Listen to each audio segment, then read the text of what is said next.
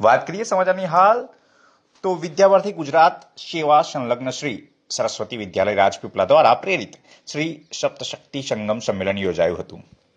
આ સંમેલનમાં ભારતના વિકાસમાં મહિલાઓની સ્થિતિ અને ભૂમિકા, આ ઉપરાંત મહિલા સશક્તિકરણ જેવા વિષયો પર ચર્ચા કરવામાં આવી હતી.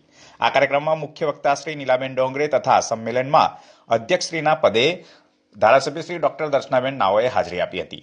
મુખ્ય કાર્યક્રમમાં શ્રી વંદના ભટ્ટ દ્વારા કાયદાકીય માહિતી પૂરી પાડવામાં આવી હતી, જ્યારે કુટુંબ પ્રબોધન અને પર્યાવરણ અનુલક્ષીને ભારતીય દ્રષ્ટિ જેવા વિશેષ વિષય પર શ્રી ઉન્નતિબેન પંચાલ દ્વારા ચર્ચા કરવામાં આવી હતી. આ સંમેલનમાં જિલ્લાના યુવા મહિલા પત્રકાર શ્રી મિકિતા વસાવા દ્વારા ઉપસ્થિત સૌ મહેમાન શ્રીઓનું પ્રત્યે આભાર વિધિ કરવામાં આવી હતી.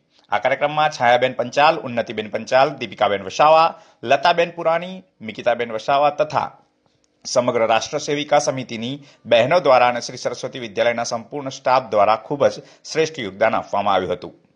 મિકિતા વસાવાનો રિપોર્ટ, કર્ણાવતી ન્યૂઝ, રાજપીપળા.